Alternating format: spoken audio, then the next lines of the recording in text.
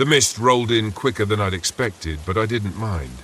I loved the fog, loved the way it muted everything, softened the edges of the world, made it all feel a little more mysterious. It was perfect for my project. Whispers of the Wild was going to be my best work yet. I could feel it after everything I'd been through in the past year, hell, in the past month. This was the reset I needed, just me, my camera, and the Smoky Mountains. No one to answer to, no one to lean on. Just the way I liked it. I hefted my backpack higher on my shoulders and adjusted my camera strap. The trail was rough, more overgrown than I'd expected, but that was part of the draw. The more remote the location, the better the shot. No tourists ruining the landscape with their neon jackets or loud conversations, just untouched wilderness.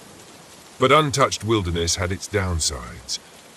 My camera had been acting up since I'd arrived. I'd missed some great shots because of it.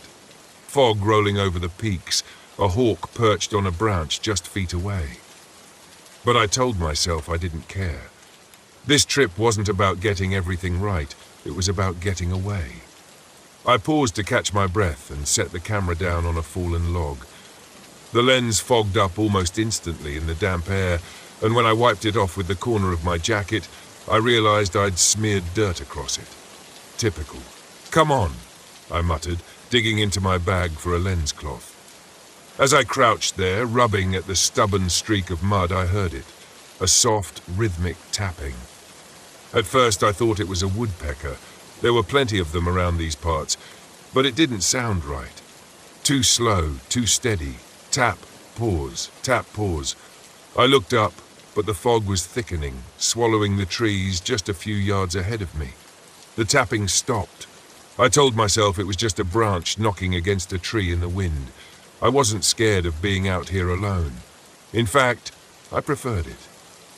No one to distract me, no one to get in my head. Still, the silence that followed felt too quiet, like something was waiting.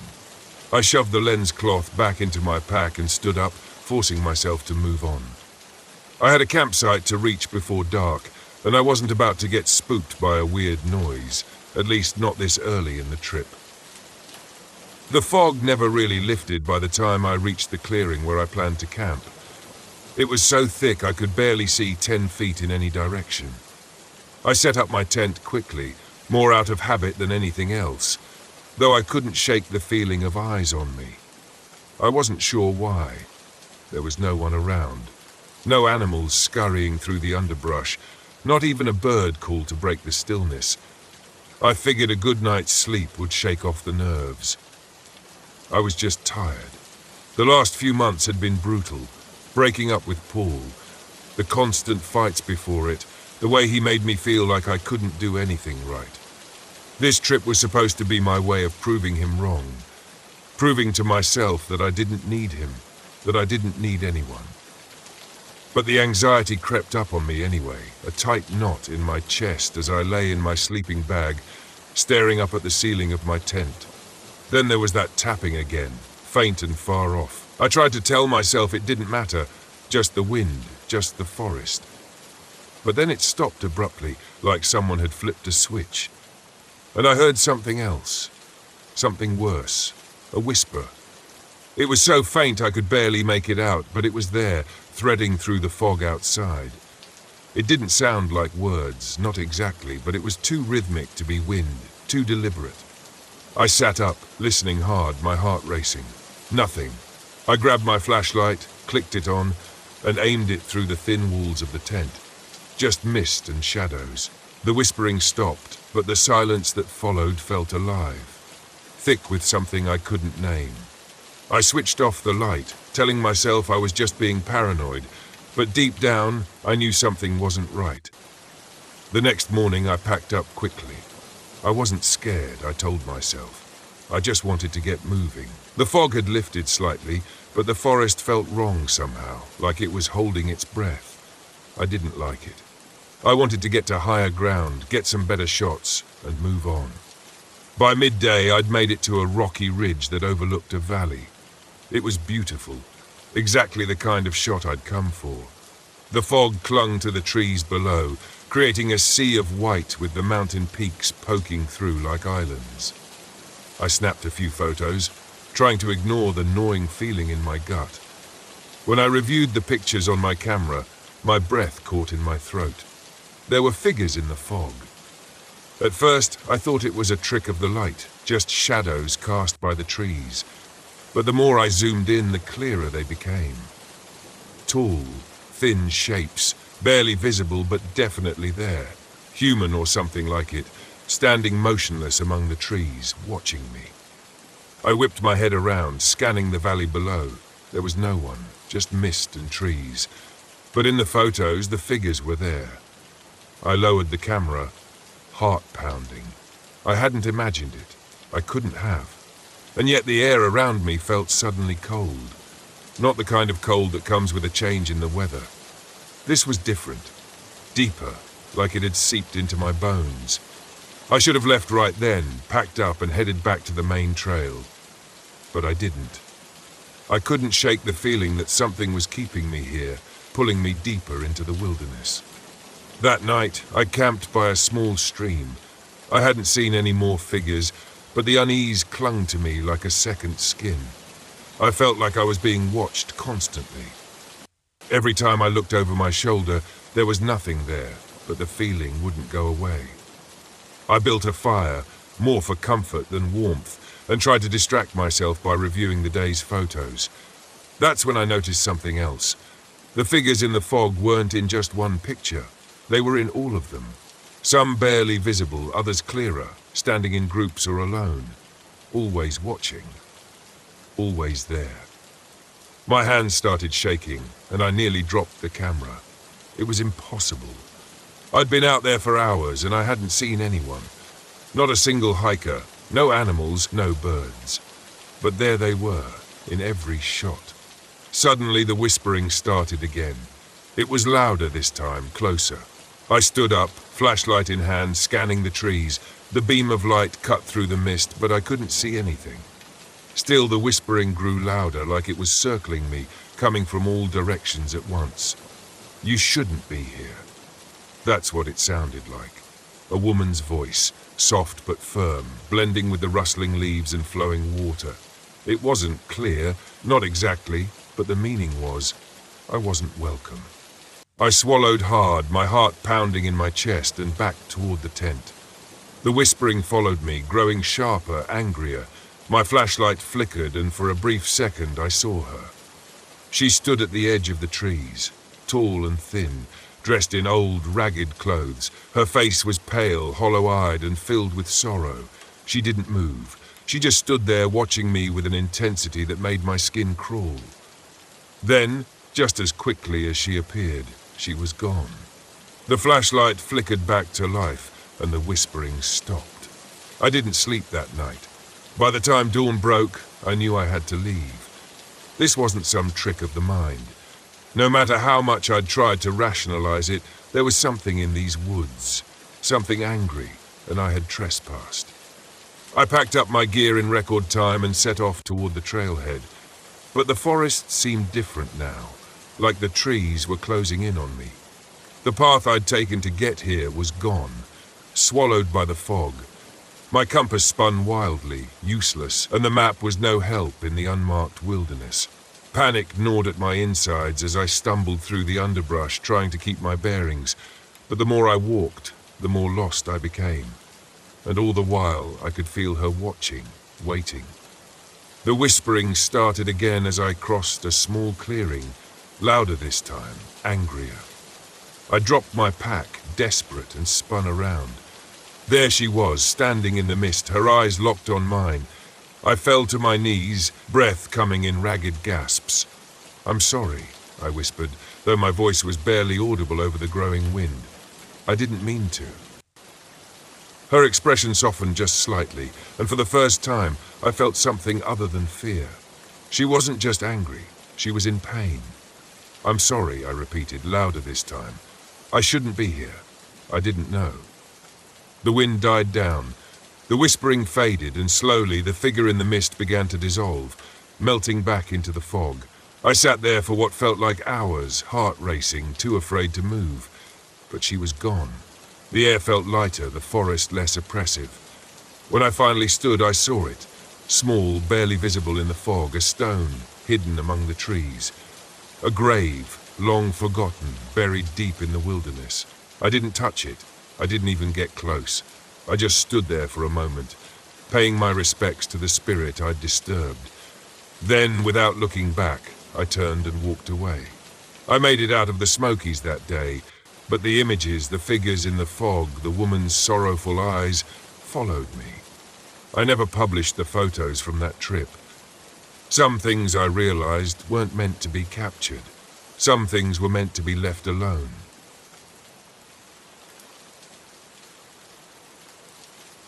I never wanted to drive Loveland Pass again. I hadn't been back on that stretch of road since the night Smith died. The night his rig went over the edge and disappeared into the fog like it had never existed. The only thing they found was twisted metal at the bottom of the canyon. I told myself it wasn't my fault, but the guilt stuck to me like oil on a rag, refusing to wash off, no matter how many miles I put between me and that place. But Richard called in a favor. He needed me, and I owed him more than I could count. A convoy job through the Rockies, 3 trucks hauling high-value cargo to a research facility in Colorado. It was big money, but more than that, it was for Richard. He convinced me with a laugh over the phone. "Come on, Red. We need your experience out here. What could go wrong?" I didn't laugh. Not this time. So there I was, back in the driver's seat of my rig, with Richard leading the convoy and another trucker, Jerry, bringing up the rear. The snow-capped peaks of the Rockies loomed ahead as we started our ascent through Loveland Pass. The winding road snaked around the mountains, a narrow, dangerous route where one wrong move could send you tumbling into nothingness. The memories hit hard as soon as we passed the first switchback, the same stretch where Smith had lost control. I gripped the wheel tighter, feeling the familiar weight of regret in my chest. I'd spent years avoiding convoys, always driving solo. The ghosts from that night hadn't let me forget, and now I was back, like I was inviting them to haunt me all over again. "Red, you still with us?" Richard's voice crackled over the CB, cutting through my thoughts. I pressed the mic. "Yeah, still here. Roads are getting slick. We should take it slow." Richard agreed, and we settled into the grind, navigating the treacherous turns with caution. The sun had set hours ago, and now only the thin beams of our headlights cut through the growing darkness. The fog rolled in thick and fast, curling around the edges of the road like ghostly fingers. That's when I saw it up ahead. Just barely visible through the fog was a pair of headlights. They flickered like a dying flame, appearing and disappearing in the swirling mist. I squinted, leaning forward, trying to get a better look. It was a truck, no doubt about it. But there was something familiar about the way it moved, the way it hugged the curves of the road like it had been driving this route for years. I keyed the mic again. "Richard, you see that truck up ahead?" Silence. Then Richard's voice came through, confused. "There's no truck, Red, just us." I glanced in the mirror. Jerry's headlights were still behind me, steady and unchanging. But the truck in front? It wasn't one of ours. I let go of the mic, my gut tightening. Maybe it was a local driver, someone familiar with the area. But as I watched it more closely, I knew that wasn't right. The truck was old, real old, the kind of rig you didn't see much on the road anymore. And then it hit me, hard and fast. The paint job, the faded red stripe down the side, the same color as the one Smith had on his rig. My chest tightened. "No," I whispered, gripping the wheel so tight my knuckles went white. It couldn't be Smith's truck. It was gone, destroyed, crumpled at the bottom of a canyon. But this was his rig. It had to be. The headlights flickered again, and then the truck was gone, swallowed by the fog like it had never been there. "Red, you good back there?" Richard's voice crackled through again. I didn't respond right away. My pulse was racing, my hands slick with sweat. I glanced around, looking for any sign of the truck, but the road was empty. "Yeah," I said finally, my voice shaky. "Just seeing things." But I wasn't seeing things. Not this time. We kept moving, the road winding higher, the fog thickening. The curves grew sharper, and the guardrails seemed to disappear into the mist, making it feel like we were driving on the edge of the world. That's when the CB crackled again. But this time, it wasn't Richard or Jerry's voice. "Red, you gotta help me." The voice was faint, distorted, but I recognized it immediately. My heart stopped. "Smith?" I whispered, disbelief creeping into my voice. The radio stayed silent for a moment, but then it came again, clearer this time, like the words were being dragged through the static. "Red, help me. I can't hold on." I dropped the mic. This wasn't real. It couldn't be. Smith was dead. Gone. But that voice, it was his. Down to the rasp he always had when he called me Red. I hadn't heard it in years, and yet here it was, crackling through the radio like a ghost from the past. I tried to shake it off, tried to convince myself it was just some weird interference. But the road ahead seemed to twist and shift unnaturally, like the mountains themselves were trying to trap us in. I checked my mirrors again, half expecting to see the ghost truck reappear. But there was nothing, just the thick, swirling fog. "Richard, something's not right," I said into the mic, trying to keep my voice steady. "We should stop, let the fog clear." "Negative, Red. We've got a tight schedule. Keep moving." His response was sharp, almost panicked. Richard wasn't the type to scare easily, but I could hear the tension in his voice. He knew something was wrong too, but he didn't want to say it. The fog pressed in closer, and suddenly the road didn't feel familiar anymore. I'd driven this pass more times than I could count, but now it was like the route had changed. The turns were sharper, the drops steeper. I didn't know where we were headed anymore. And then I saw the truck again. It appeared out of the fog, closer this time, swerving wildly across the road.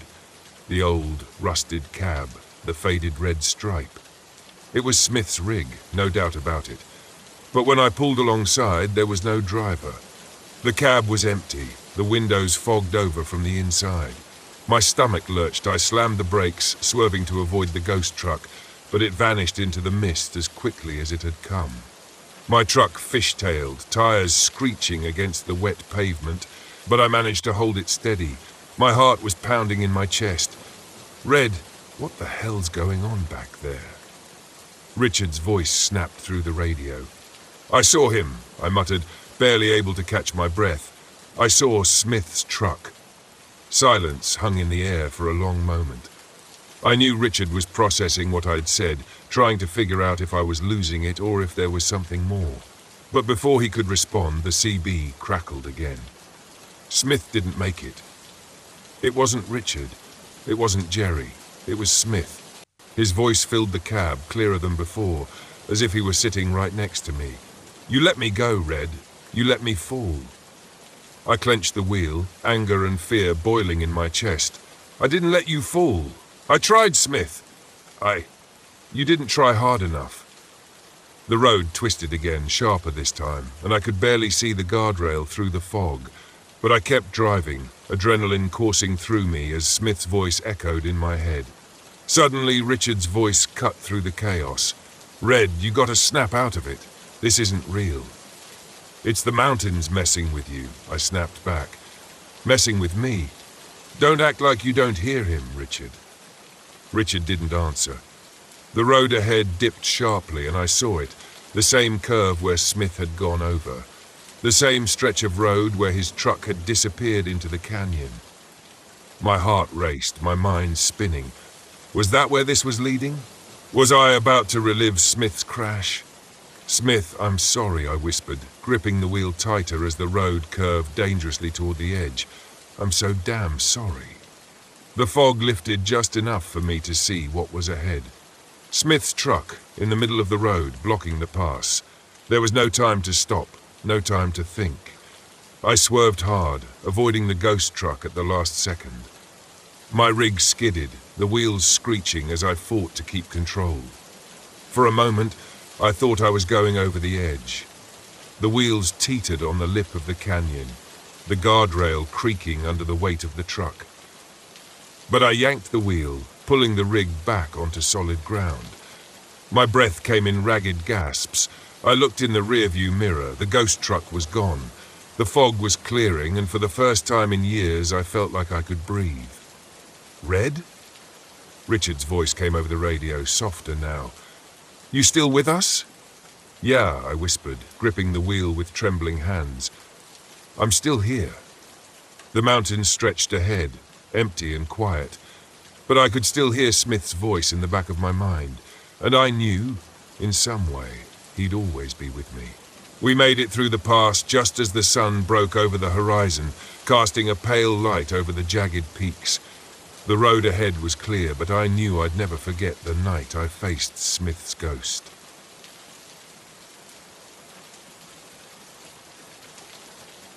We thought we knew the Yamdrock. Donald swore up and down that Mark Twain National Forest was a hidden gem. Untouched trails, beautiful vistas, perfect for a 3-day backpacking trip. He was always good at selling these kinds of trips, making them seem like a dream adventure. I believed him mostly because I loved him, but even then, as we parked the car at the trailhead and unloaded our gear, I couldn't shake the feeling that this trip was going to be different. Looks like we're in for some real wilderness this time, Harry said, flashing a grin. He was already making jokes about getting lost and being eaten by cryptids. Classic Harry, always trying to lighten the mood. I laughed it off, but something about the dense trees and the isolation made the joke sit heavy in my chest. The forest felt too quiet, too vast. Donald, as usual, was all business. He was adjusting his pack, double-checking the map on his phone. We'll follow the GPS for most of the way, he said, his voice filled with confidence. Should be easy. Just a couple of tough climbs, but nothing we can't handle. I glanced at Sarah, who was tightening the straps on her hiking boots. She was always the tough one, competitive, never backing down from a challenge.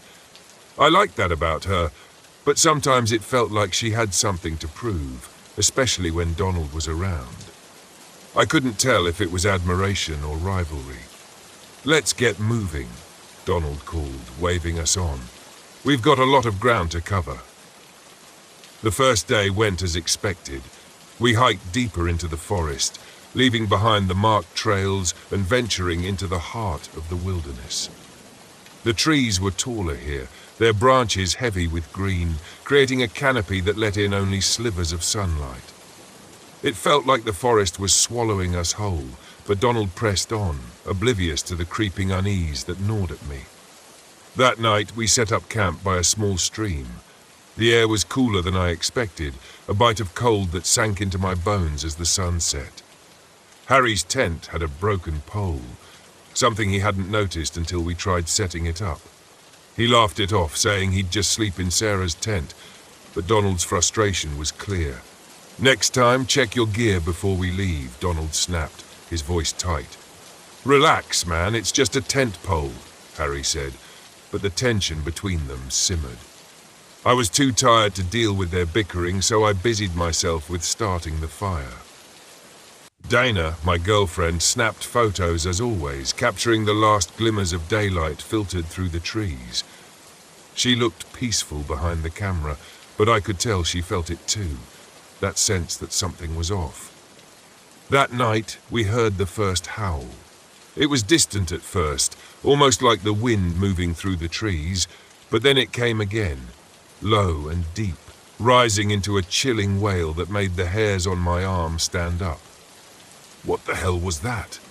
Sarah muttered, her hand instinctively moving toward the hatchet strapped to her pack. Donald shrugged, trying to play it off. Probably just a coyote or something. These woods are full of wildlife.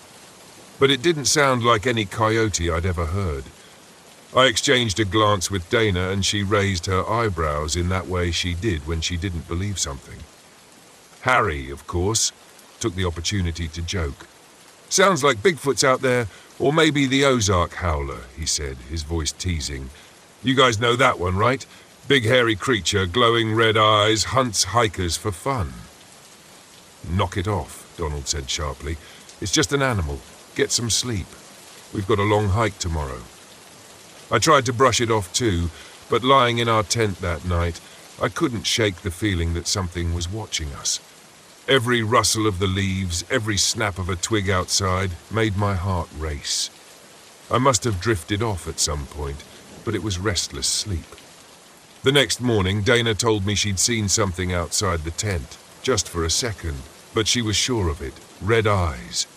I saw red eyes, Donald, she said softly. I laughed nervously, thinking she must have been half asleep. Maybe it was just a trick of the light, I said, though even I didn't believe it. I hadn't told anyone about the dreams I'd had, the sensation of being watched, hunted, like we were intruding on something that didn't want us there. Day 2 was worse. The forest grew denser, the path less defined, and the GPS signal flickered in and out. At one point, we lost it completely. Donald insisted he could still navigate using the map, but the landscape wasn't matching up with anything. The trees felt wrong, closer somehow, like they were moving in on us. The air grew colder and the silence pressed down like a weight. We're lost, Sarah said flatly, glaring at Donald. We're not lost, he snapped back. I know where we are. But he didn't. None of us did. That night we found claw marks on the trees, deep gouges, like something had raked through the bark with claws far larger than any animal should have. Dana's hands trembled as she took pictures, but Donald dismissed it. Could be a bear, he said, though the unease in his voice was obvious. That's not a bear, Harry muttered, his earlier joking tone gone. He stared at the claw marks, his face pale. This is messed up, man. Maybe we should turn back. We're not turning back, Donald said, his voice rising. We've come this far. We stick to the plan. The argument that followed was inevitable. Sarah sided with Harry, saying we were unprepared and it wasn't worth the risk. Dana stayed quiet, but I could see the fear in her eyes. Donald, stubborn as ever, refused to admit we were in over our heads. We set up camp again that night and the howling returned. This time it was closer, louder, the sound reverberating through the trees like something was circling us. I barely slept, and when I did, I dreamt of those red eyes watching us from the darkness. In the morning, we found more signs. Animal carcasses torn apart, strewn across the ground. Deer, mostly, their bodies mangled in ways that didn't make sense. No predator would kill like that, not for food. It was like something had ripped them apart for fun. Harry was the first to voice what we were all thinking. It's the howler, man. I'm telling you, this place is messed up. Donald, as always, refused to believe it. It's just a predator. Wolves, maybe. There are no wolves in the Yamdrock, Sarah said, her voice shaking. Not anymore. We kept moving, but the howls followed us. Louder, closer. By late afternoon, we knew we weren't alone. We were being hunted. It was just before dusk when we saw it. We stopped to rest, setting our packs down near a small clearing. That's when Dana froze, her camera slipping from her hands. Donald, she whispered, behind you. I turned just in time to see it step out of the trees, hulking, shadowy, with glowing red eyes that burned through the dim light. Its body was massive, covered in thick, dark fur, but its shape was wrong, twisted, like something caught between animal and something more. The howl that followed was like nothing I'd ever heard, a deep, guttural sound that shook me to my core. It didn't charge. It didn't attack. It just stood there, watching, as if daring us to move. We didn't. What the hell is that? Harry's voice was barely a whisper, his face drained of color. It's not real, Donald muttered, but his voice lacked conviction. Dana grabbed my arm, her fingers digging into my skin. We have to go, she said, her voice trembling now. The creature tilted its head, almost curious. Its red eyes glowed brighter. Then, with one last bone-chilling howl, it slipped back into the trees. We didn't wait to see if it would return. We packed up in record time and started moving fast. Too fast. The light was fading, and we were stumbling over roots and rocks, our breath coming in short, panicked gasps. That night, we didn't set up camp. We just kept walking, desperate to put distance between us and whatever that thing was. The howls continued, closer, always closer. When dawn finally broke, we stumbled upon an old ranger's cabin. Its roof caved in, the windows shattered. It wasn't much, but it was shelter. We collapsed inside, too exhausted to keep going. For the first time in hours, the howling stopped. Donald stared at the floor, his face pale, his hands shaking. "It's not real," he whispered over and over again like a broken record. But we knew better. We had heard it, seen it. The Ozark howler was real, and it had let us live, for now. As we sat in that ruined cabin, the forest watching, waiting, I realized we hadn't escaped. Not really. The howler was still out there, somewhere in the shadows, and it was only a matter of time before it came back.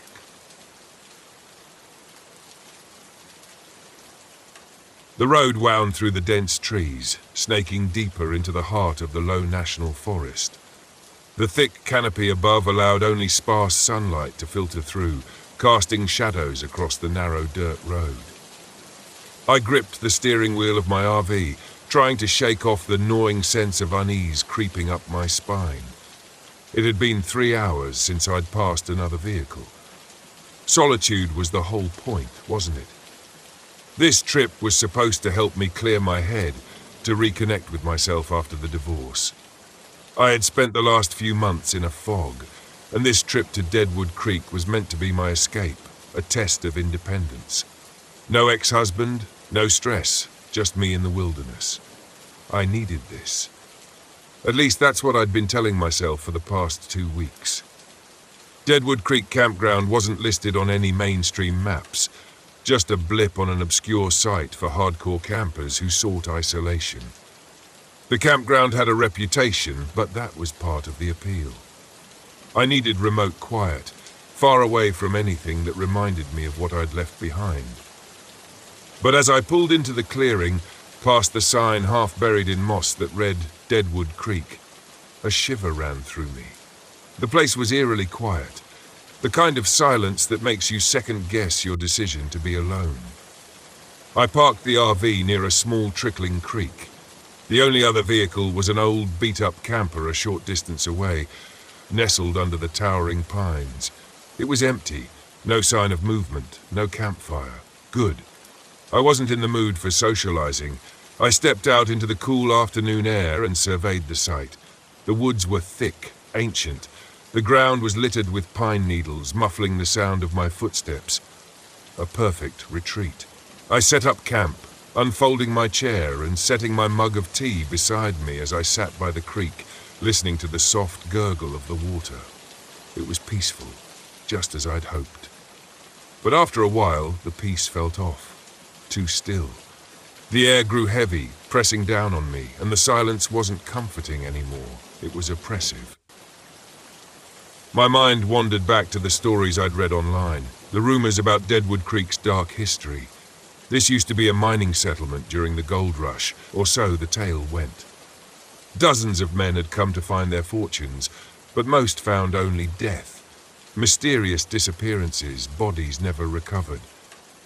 Some say the men still haunt the place, bound to the land, working their endless shifts beneath the earth. I dismissed it at first, chalking it up to local folklore meant to spook tourists. But now, sitting alone in the fading light, the stories didn't seem so far-fetched. The wind rustled the trees, and I jumped at the sound. Get it together, Hannah, I thought, rolling my eyes at my own nerves. I hadn't come all this way just to scare myself into leaving.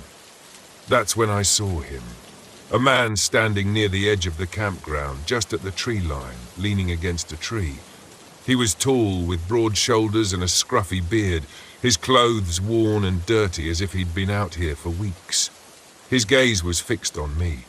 I waved awkwardly, and he lifted a hand in response before slowly walking over. "Didn't mean to spook you," he said, his voice easy, almost too casual. "Didn't expect anyone else out here this late in the season." "I wasn't expecting anyone either," I replied, forcing a smile. Just needed some time alone, you know. Yeah, I get that, he chuckled, though the sound didn't quite reach his eyes. I'm Rick, by the way, been coming here for years. I nodded, unsure what to say.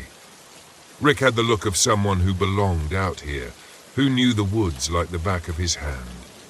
I didn't. Be careful out here, Rick said after a pause, his gaze drifting toward the woods. Deadwood Creek's got a history. Strange things happen when the sun goes down. My skin prickled at his words, but I forced myself to laugh. Let me guess, ghost stories? Miners and all that? Rick's expression didn't change. Something like that. Just don't stray too far from your camp. He turned and walked back to his camper without another word, leaving me with a knot of unease in my stomach. That night I couldn't sleep. The RV was quiet, the temperature inside dropping faster than I expected. I wrapped myself in blankets and tried to ignore the feeling that something was wrong. Then the sound started. At first I thought it was the wind, but soon I realized it was more than that. Faint at first, barely perceptible. A rhythmic clinking echoed from the direction of the creek. It sounded like tools, mining tools. Pickaxes striking rock. I bolted upright in bed, my heart pounding. No, I was just imagining it. This was what I came here for, solitude. But I couldn't shake the sound. It was getting louder, the metallic rhythm persistent, almost like a heartbeat. I grabbed a flashlight and climbed out of the RV, my breath visible in the cold night air. The forest was a wall of darkness, the trees looming overhead like silent sentinels. The sound of the creek was louder now, rushing over rocks, and I could swear I heard voices, whispers carried on the wind. My flashlight beam swept across the campsite, catching nothing but trees and the faint shimmer of water. But then I saw them. Figures. Shadowy, half-formed shapes moving by the creek, their outlines faint but unmistakably human. They moved like they were working, digging, swinging pickaxes in time with the clinking sound. My throat tightened as I realized they weren't there in the normal sense. They were translucent, faded. I stumbled back, my mind scrambling to make sense of it. Ghosts! No, that was impossible. I backed toward the RV, my pulse racing, but as I turned, I nearly collided with Rick. Easy, he said, raising his hands. I saw your light. Thought I'd come check on you. I couldn't find the words to explain what I'd just seen, but Rick didn't need me to. He just looked over at the creek and nodded, his face unreadable. They come out at night, the miners. Been here for over a century, trapped in their own hell. I swallowed hard, trying to suppress the rising panic.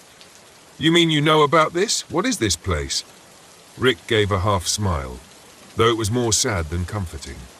Deadwood Creek. These men came here to find gold, but all they found was death. Now they're stuck here, working the land forever. Some nights, they're just echoes. Other nights... He trailed off, but the implication was clear. On other nights, they weren't just echoes.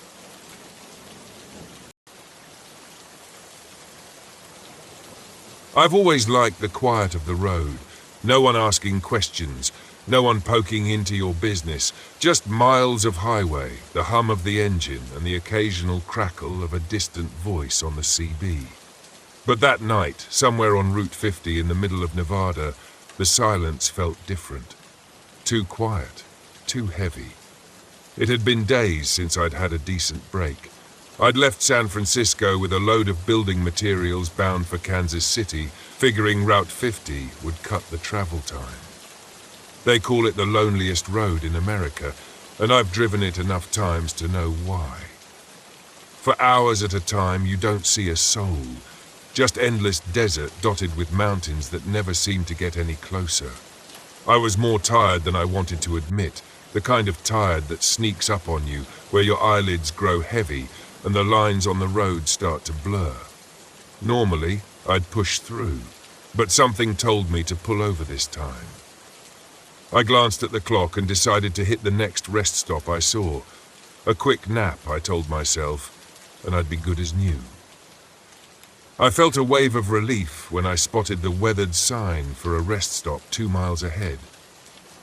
The stop wasn't marked on my map, which was odd, but these old highways have plenty of places that don't show up anymore. The place looked like it hadn't seen a decent coat of paint in a decade.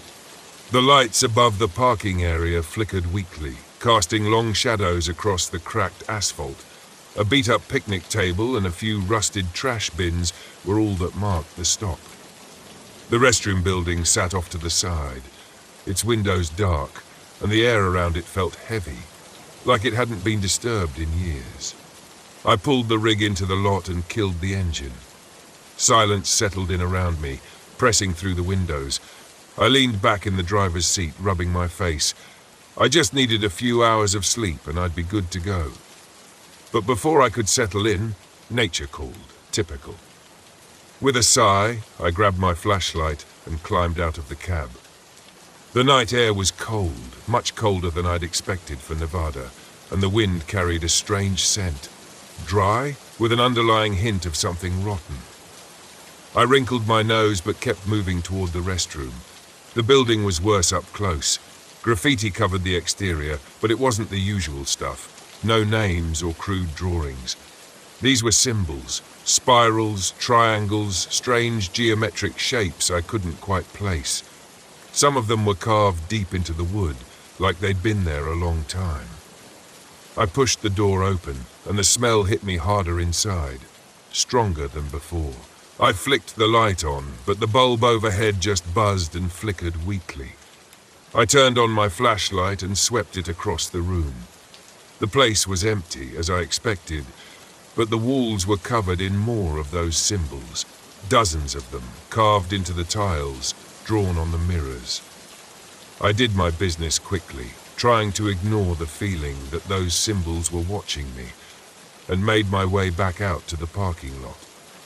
That's when I saw the first figure. It was standing just beyond the reach of the flickering lights, a man in a heavy coat, his back to me, staring out into the desert. For a second, I considered calling out to him, but something about the way he stood there, so still, so quiet, made my gut twist. I stopped in my tracks, trying to decide if I should just get back in the truck and go. But the man didn't move. He didn't even seem to notice I was there. Maybe he was just another trucker, but I hadn't seen another rig on the road in hours. I took a step back toward my truck, keeping an eye on the figure. When I reached for the door handle, my fingers brushed something cold. Too cold. I pulled my hand back, confused, and shone the flashlight on the handle. Symbols. Those same spirals and triangles scratched into the metal of my door. My heart started racing. I hadn't seen them there before. I would have noticed. I swallowed hard, scanning the lot, but the figure was gone, just vanished. I fumbled with the door, pulling it open and climbing back into the cab as fast as I could. I locked the doors and sat there, trying to steady my breathing, trying to shake off the feeling that something was terribly wrong. I'd driven across the country dozens of times, stopped in every kind of rundown, creepy rest stop imaginable, but nothing like this. The radio crackled to life suddenly, nearly making me jump out of my skin. For a second, I thought it was just picking up static, but then a voice broke through, low, distorted. Dennis. My heart skipped a beat. I snatched the CB mic. Who is this? Silence. I stared at the radio, waiting, but the voice didn't come back. I tried to convince myself I'd imagined it, that my mind was playing tricks on me, but the sound of my name, it was too clear. I glanced out the window again, half expecting to see the man in the coat, but the lot was empty. The only movement was the weak flicker of the overhead lights. Still, that rotten smell lingered, hanging in the air like a warning. I was about to start the engine and get the hell out of there when I noticed something in the rearview mirror. There was another figure now, standing near the restrooms. This one was closer. I couldn't make out their face in the dim light, but they were staring right at me, not moving, not blinking, just watching. Every instinct in my body screamed at me to leave, but when I reached for the ignition, the engine sputtered and died before it could even turn over. I tried again. Nothing. The lights on the dashboard flickered weakly before going out altogether. "Come on," I muttered, trying to stay calm. "Don't do this to me now." I grabbed my phone to call for help, but there was no signal, no bars, no nothing. The figure was still there, closer now. Another figure appeared near the picnic table and then another by the trash bins. They didn't approach, but they were closing in, little by little. My mouth was dry. I fumbled for the flashlight and shone it toward the restroom, hoping to get a better look at the figures. The beam of light cut through the dark, but when it hit the first figure, they were gone. Just gone. I swept the light across the lot, but all the figures had disappeared. Every single one. I didn't waste any more time. If my truck wasn't going to start, I'd fix it in the morning.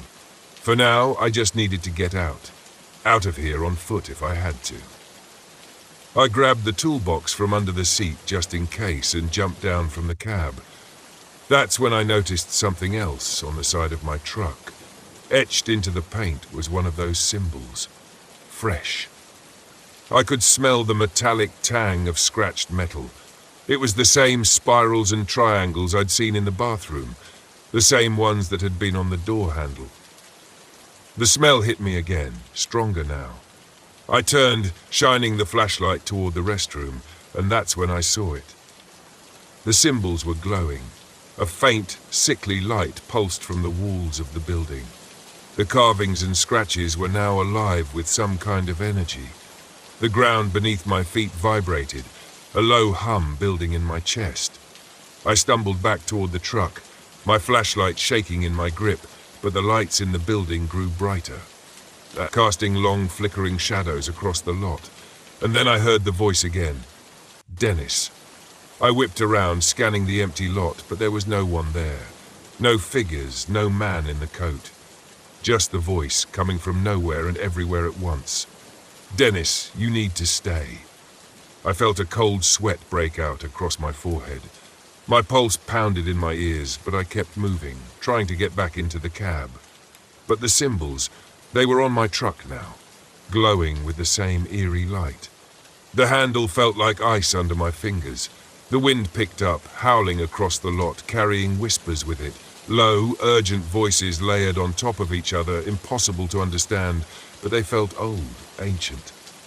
I was frozen in place, trapped between the truck and whatever the hell was happening in that restroom. The lights, the symbols, the voices. I didn't know what to make of any of it, but I knew one thing. I had to leave now. The truck groaned as I climbed back into the cab, and I turned the key one last time, praying it would start. The engine sputtered, coughed, and finally roared to life. Without another thought, I slammed the truck into gear and floored it out of the lot, the tires skidding on the cracked asphalt. The rest stop disappeared in the rearview mirror, the glowing lights and symbols fading into the distance. As I drove down the highway, my hands trembling on the wheel, I couldn't shake the feeling that I hadn't escaped. The silence of the road was back, but it wasn't the same. The weight of those symbols, the voice, it lingered, and I knew deep down that whatever was tied to that rest stop wasn't finished with me. I don't stop on Route 50 anymore, not after that night. Some places are better left in the past.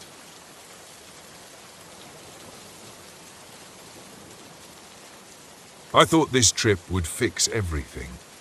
I thought that a week out in the woods, just me and Tyler, would somehow repair the damage from the past year. The divorce hit him harder than it hit me, and that's saying something. I thought maybe, out here in the quiet, away from the distractions of phones and the city, we could connect again.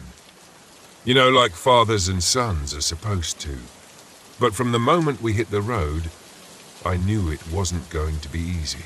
Tyler barely looked up from his phone the entire drive, earbuds in, scrolling mindlessly. He didn't care about the scenery, didn't care that we were headed to Deadwood Creek, a place I used to go with my own dad when I was his age. It's funny how history repeats itself. My father and I never really saw eye to eye either. He'd brought me out here hoping to teach me how to be a man, how to survive in the wilderness. And now here I was doing the same with Tyler, hoping the Black Hills would heal something in both of us. I glanced at him as we pulled into the campground. He didn't even notice the tall, dark pines surrounding us, swaying lightly in the wind. A dense fog had settled over the creek, and the sound of water trickling nearby was the only noise besides the RV's engine. It felt different than I remembered, more isolated, lonelier. "This is it," I said, more to myself than to Tyler. "Cool," he mumbled, still scrolling, not even looking up. I sighed, cutting the engine. After we set up camp, I suggested a short hike to check out the creek. Tyler grumbled but followed me. The trail was just as I remembered, narrow, winding through the trees, with the creek gurgling beside us. There was something peaceful about it, but also something off. The further we went, the heavier the air felt, like the forest was watching us. We reached the creek's edge where the water ran fast over the rocks. I crouched down, letting the cool water flow over my hand. "This place used to be full of miners back in the gold rush days," I said, trying to make conversation. "A lot of people came out here looking to strike it rich. Some of them didn't make it out." Tyler shrugged. "I guess," he said. I stood up and brushed off my hands, frustrated. You could try enjoying this." He looked up from his phone for the first time and scowled. "I didn't ask to come here." I bit my tongue, holding back the argument that wanted to burst out. "Let's head back to camp."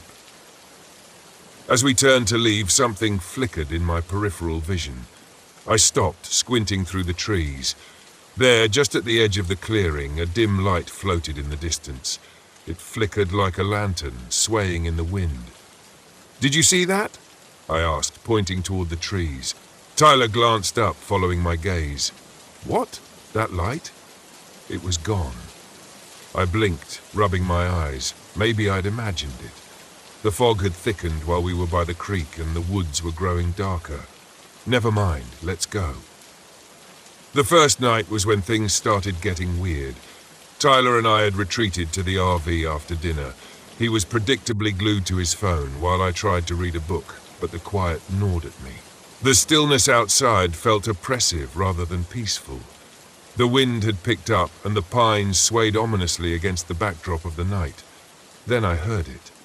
At first I thought it was just the wind, a soft, barely there sound like whispers carried on the breeze. But as I listened, it grew more distinct, not the wind. Voices. Faint, disembodied voices murmuring just outside the RV. "Did you hear that?" I asked, sitting up straighter. "What?" Tyler didn't even look up. The voices outside. Tyler pulled out one of his earbuds, frowning. "What are you talking about?" I stood up and went to the window, peering out into the darkness. Nothing but fog and trees, but I could still hear the whispers, just at the edge of hearing, like they were coming from the creek. I shook my head. Probably just the wind. Tyler rolled his eyes and went back to his phone, but something about those whispers unsettled me. That night, as I lay in bed, I couldn't shake the feeling that we weren't alone. The next morning, the air felt even heavier. Tyler was still distant, sulking around camp, so I suggested another hike, hoping it would clear the tension between us. He reluctantly agreed, and we set off down the trail again, heading back toward the creek. But this time, the unease I'd felt the day before was stronger. Every rustle in the trees, every crack of a branch set me on edge. As we walked, I couldn't help but glance over my shoulder. The feeling of being watched was constant now, like eyes were following us from the shadows. Then I saw it again. The light. This time it was brighter, flickering between the trees ahead of us, moving slowly, like a lantern being carried by an unseen hand. "There it is," I whispered, grabbing Tyler's arm. "Do you see it?" He stopped, frowning. What are you talking about?" The light flickered in and out, growing dimmer before vanishing completely. I took a step forward, but Tyler grabbed my arm. "Dad, let's just go back." I wanted to argue, but the look on his face, the fear in his eyes, stopped me. Truth be told, I was scared too. "Yeah, let's go." That night, the footsteps started. It was late, maybe past midnight, and I'd just managed to drift off when I heard them. Slow, deliberate steps crunching on the gravel outside the RV. At first, I thought it was just an animal, maybe a deer or something, but the steps were too heavy, too purposeful. I lay there, holding my breath, listening as the footsteps circled the RV. They stopped by the window, then moved to the door. Tyler stirred in his sleep but didn't wake. I slipped out of bed and grabbed the flashlight. My heart pounded in my chest as I crept toward the window, slowly pulling back the curtain. The beam of my flashlight cut through the darkness, and there, just at the edge of the light, stood a figure. It was tall, dressed in ragged, old-fashioned clothes, like something out of the gold rush era. A wide-brimmed hat covered most of its face, but I could see the gleam of a lantern hanging from its hand. The figure stood perfectly still, just watching the RV. I stumbled back, heart racing. I didn't know what to do.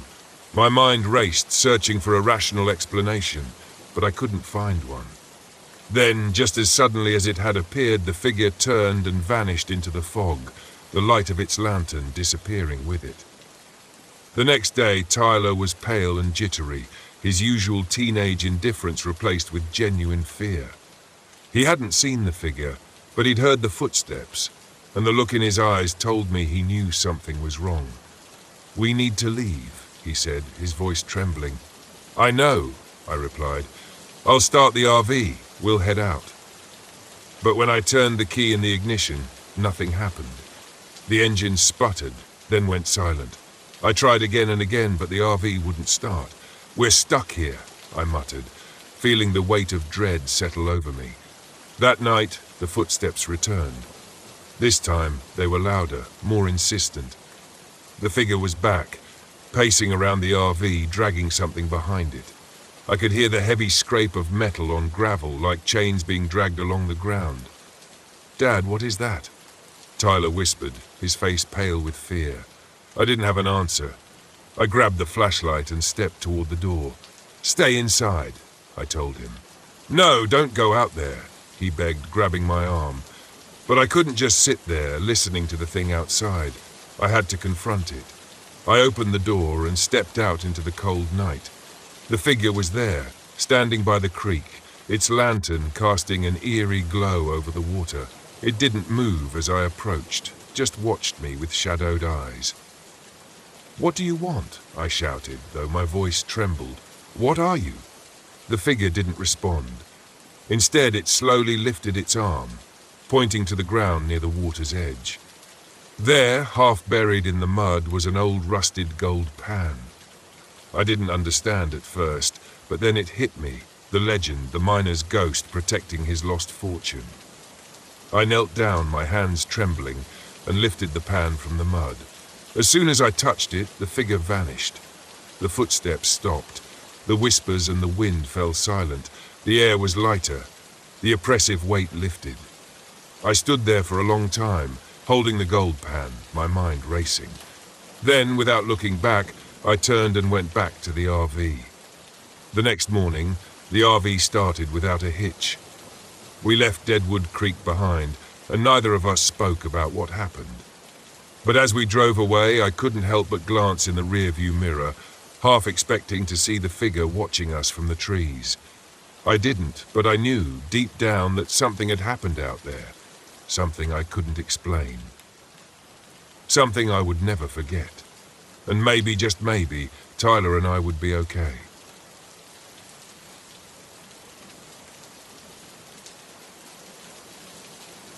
I hadn't planned on staying at Stillwater Grove. The campground wasn't even marked on my map, just a small patch of green near the edge of Shawnee National Forest.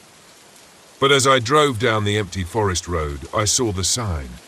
Old weathered wood with the words Stillwater Grove Campground carved into it. It felt like an invitation, one I couldn't resist. I'd been on the road for weeks, photographing wildlife for a personal project I'd picked up after quitting my job. The last few months had been a blur of long drives, lonely campsites, and an overwhelming need to be anywhere but back in the city. I didn't miss my corporate job or my ex. What I did miss was the feeling that I knew what the hell I was doing with my life. Stillwater Grove seemed perfect, quiet, isolated, and right by the lake. It would give me the break I needed, some peace before heading back into the real world. When I pulled into the campsite, the late afternoon sun cast long shadows across the grove. The air was still, the only sound being the gentle lapping of water against the shore. A single RV sat on the far side of the campground, a distant figure moving near it. Otherwise, it was just me. I parked my RV near the edge of the lake, the water glistening under the fading light. After setting up camp, I grabbed my camera and headed toward the shore, hoping to catch the sunset. As I stood there, framing the perfect shot, a voice startled me. Beautiful, isn't it? I turned to see a woman standing a few feet away, her face half in shadow. She had an otherworldly kind of beauty, pale skin, long dark hair, and eyes that seemed to take in everything. Yeah, I replied, lowering my camera. It's peaceful. She smiled. It always is here. I'm Sarah, by the way. Nick, I said, shaking her outstretched hand. Her skin was cold, like she'd been standing in the shade for too long. You camping here too? For a little while, she said, her voice soft. I come here every now and then, can't stay away. Her words sent a shiver down my spine, though I couldn't explain why. I wasn't used to talking to people much anymore. Solitude had become my comfort zone, and something about Sarah felt out of place. You here for the fishing? I asked, trying to make small talk. She shook her head. No, just the lake. The quiet. We stood in silence for a moment, watching the sun sink behind the trees. The sky turned shades of pink and orange, the water reflecting the colors like a mirror. I raised my camera, snapping a few shots, and when I looked back, Sarah was gone, just like that. I glanced around, but there was no sign of her. The other RV was still parked at the far end of the grove, but there was no movement. I chalked it up to her being quick on her feet, though it left me feeling oddly unsettled. That night, I couldn't sleep. The wind had picked up, making the trees outside rustle against each other like whispered secrets. I rolled over in bed, trying to find a comfortable position, but something felt off. The RV was too cold, colder than it should have been. I checked the thermostat, but everything seemed normal. Still, the chill lingered. I grabbed a blanket and tried to force myself to sleep. That's when I heard it. A faint sound, barely audible at first, like a woman's voice carried on the wind. I sat up, listening, but it was gone. Just my imagination, I thought. Long days alone in the woods will do that to you. But then I heard it again. This time it was clearer, a soft, melodic humming coming from outside. I climbed out of bed, grabbing my flashlight. My breath fogged up in the cold air as I stepped outside the RV, scanning the campsite. Nothing. Just the stillness of the lake and the trees swaying gently in the wind, but the humming persisted, coming from near the water's edge. I walked toward the shore, the beam of my flashlight dancing over the ground. And that's when I saw her, a woman in white, standing at the edge of the lake, her back to me. Her long, dark hair hung loose down her back, swaying slightly as she hummed that haunting tune. Sarah? I called out, my voice shaking. She didn't turn. She just stood there, motionless, her gaze fixed on the water. Something about the way she stood, so still, so rigid, set my nerves on edge. I took a step closer, the flashlight illuminating her pale figure. But as soon as the light touched her, she vanished. I blinked, stunned. 1 second, she'd been there, and the next, she was gone. The water rippled where she had been standing, but otherwise the lake was empty. I backed away, my heart pounding in my chest. What the hell was that? I hurried back to the RV, locking the door behind me. My breath came in quick, shallow gasps. My hands were shaking. I didn't believe in ghosts or supernatural nonsense, but what I'd seen, it wasn't right. I had seen her. I knew I had. I spent the rest of the night wide awake, staring at the ceiling and trying to rationalize what had happened. But no matter how hard I tried, I couldn't shake the image of that woman standing by the lake. The next morning, I found Sarah near the grove, sitting by a small campfire. She smiled when she saw me, though her smile didn't quite reach her eyes. "Rough night?" she asked, as if she already knew. "Yeah," I said, sitting down across from her. "I saw something last night. A woman by the lake. I thought it was you, but she wasn't there when you got close." Sarah finished, her voice calm, too calm. "The Lady of Stillwater." "The what?" I asked, feeling a chill run through me. Sarah looked at me, her eyes dark and hollow. "She's been here for a long time, longer than the campground, longer than the trees. She drowned in the lake, or so the story goes. Some say she was waiting for someone. Her lover, I think, but he never showed." I stared at her, my stomach twisting. "You're telling me she's a ghost?" Sarah shrugged. "Call it what you want, but she's real. And now that you've seen her, she won't let you go." I laughed, though it came out shaky. "That's insane." "Is it?" Sarah asked, her gaze locking onto mine. "You saw her. You know she's real." I opened my mouth to argue, but the words died in my throat. I had seen her, and it hadn't been a trick of the light or my imagination. Something had been there, something that shouldn't have been. "What does she want?" I asked quietly. Sarah's eyes flicked toward the lake. "She wants what she's always wanted, to take someone with her into the water." That night, the sound started again. At first, it was the soft humming, drifting through the night air. Then the splashing, gentle, rhythmic, like someone wading through the water. I lay in bed, my heart racing, my body tense. I didn't want to go outside. I didn't want to see her again. But the pull was stronger this time. A strange compulsion tugged at me, drawing me toward the lake. I tried to fight it, to stay in the RV, but my legs moved on their own, carrying me outside into the cold night air. The lake was calm, reflecting the pale moonlight, and there she was, standing in the water, her white dress billowing around her as if moved by an unseen current. "Come to me," she whispered, her voice soft but clear.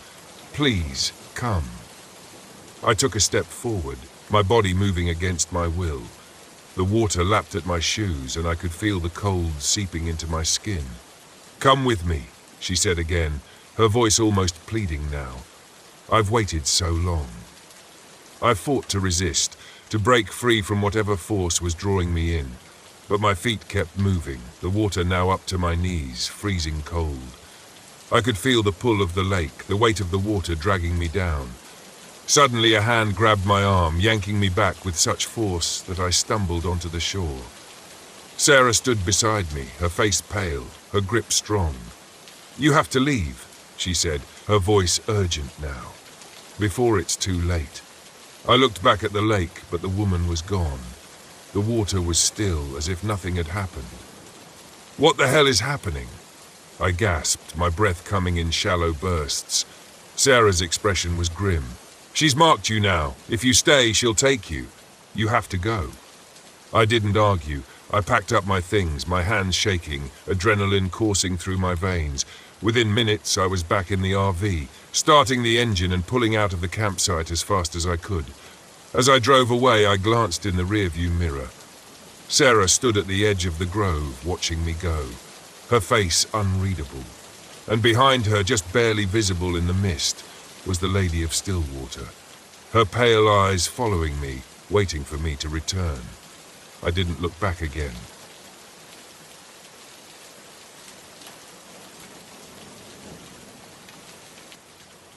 I'm not sure why I chose the Ocala National Forest. It wasn't really on my radar until a couple of weeks ago. Maybe it's because Megan always talked about it, how beautiful the pine forests were, the springs. She was the nature person, not me. She practically begged me to take her camping here once, back when we were still together. I kept putting it off, using work as an excuse. Now, here I am in the middle of the forest, alone in my RV with nothing but my thoughts for company. I needed a break, that's what my doctor said. "Unplug," he told me. "You need to find yourself again, as if I ever had a real grasp of who I was to begin with." 2 weeks into my forced time off, I wasn't any closer to finding peace or clarity. I felt off. I didn't realize how addicted I was to being connected. No emails, no social media, no news feeds, just silence and isolation. It was what I thought I wanted. The first night in the RV wasn't too bad. I parked in a secluded spot far from the main road, surrounded by towering pine trees. I managed to set up camp without any major problems. I had a fire going, and for a little while I could almost see the appeal Megan always talked about. There was something peaceful about the forest, about the stillness. But it was the kind of stillness that quickly became unsettling when you were alone. By the time the sun set, the silence had grown thick. The only sound was the wind shifting through the pine needles and, every so often, the distant call of an owl. I tried to read one of the survival books I'd brought, but I couldn't focus. My mind kept drifting back to her. Megan. We hadn't spoken since the divorce went through. 3 years of marriage dissolved in less than a month. I couldn't even tell you exactly when things went wrong. I just buried myself in work. She begged me to slow down, to reconnect, but I didn't listen. I told myself I was doing it for us, that the stress was worth it in the end.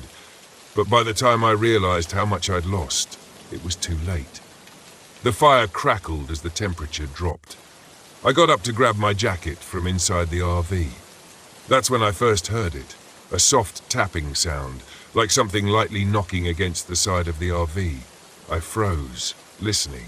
Tap, tap, tap. I leaned against the door, listening harder. The tapping continued, rhythmic, almost deliberate. I grabbed a flashlight and opened the door, scanning the area around the RV.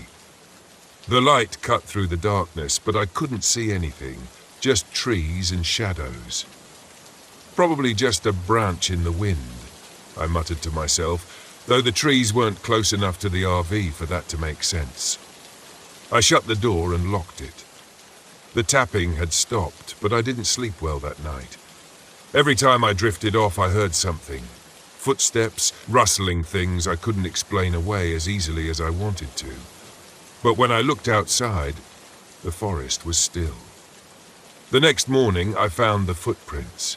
They were in the dirt around the RV, large and oddly spaced. Not animal tracks, but not quite human either. They seemed too long, too wide, like someone had been walking on the balls of their feet with unnatural precision. They circled the RV, stopping near the windows before disappearing into the trees. I crouched down to get a better look. The prints were deep, the kind that didn't come from a person casually walking. Whoever or whatever had made them was heavy, deliberate. I couldn't shake the feeling that I was being watched, even though there was no one around. I considered leaving, but I wasn't going to let some footprints freak me out. Besides, my RV wouldn't start. No matter how many times I turned the key, the engine just sputtered and clicked. The GPS on my phone was glitchy too, pointing me in all sorts of random directions before it finally went blank. Great. Just great. I spent most of the day walking, trying to calm my nerves. I stuck to the trails at first, but as the hours passed, I wandered deeper into the forest. The pine trees stretched up endlessly, their trunks so straight and uniform that I started losing track of where I was. I didn't mind being lost, not at first. It distracted me from the unease that had settled in my chest. But then, out of the corner of my eye, I saw someone, standing just beyond the trees. I stopped dead, staring at the figure. It was tall, too tall, and unnaturally still. I blinked, thinking maybe I'd imagined it, but when I looked again, it was still there. A dark shape, humanoid but wrong, standing among the trees watching me. I called out, "Hello?" My voice sounded small, swallowed by the forest. The figure didn't move. I took a step toward it, and in an instant, it vanished, not like it walked away, just gone, like it was never there. I felt a chill crawl up my spine. I stood there for what felt like forever, staring at the spot where the figure had been, before I finally turned and hurried back toward the RV. That night, the tapping started again, louder this time, more insistent. I lay in bed, listening, my heart pounding in my chest. The rhythmic tapping echoed around the RV, coming from all sides. It sounded like someone or something was circling the vehicle, knocking at the walls, at the windows. I couldn't bring myself to move. Then the footsteps started. Heavy, deliberate thuds like boots crunching on gravel. They moved slowly, methodically, pacing back and forth outside the RV. I grabbed my flashlight, my hand shaking, and crawled out of bed. "Stop it," I whispered to myself. "You're imagining things, it's nothing." But I wasn't imagining it. I peered through the window, and there it was. The figure, standing just at the edge of the clearing, barely visible in the darkness.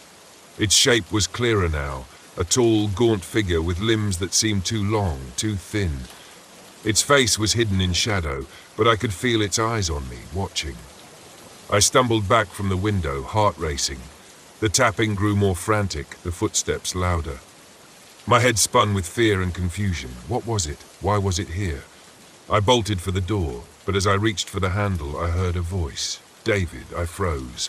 It was Megan's voice, soft, familiar, and unmistakable. "David, come outside." My breath caught in my throat. "Megan?" I whispered, barely able to speak. "Come to me." I stared at the door, my hand trembling on the latch. The voice was so clear, so real, but Megan wasn't here. She couldn't be. It wasn't her. "David, please." The voice grew more insistent, more urgent, but something in the tone was wrong, off.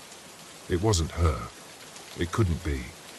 I backed away from the door, my heart pounding in my chest. The tapping and footsteps stopped all at once, leaving an eerie silence in their wake. I didn't sleep that night. The next morning, the forest felt different, lighter somehow. The figure was gone, and the RV started on the first try. I didn't waste any time. I packed up and drove away, leaving the forest behind as quickly as I could. But even now, as I sit here writing this, I can't shake the feeling that something is still watching me, that maybe, just maybe, I didn't leave it behind. Some things can't be explained. Some things, I realize now, are better left undisturbed.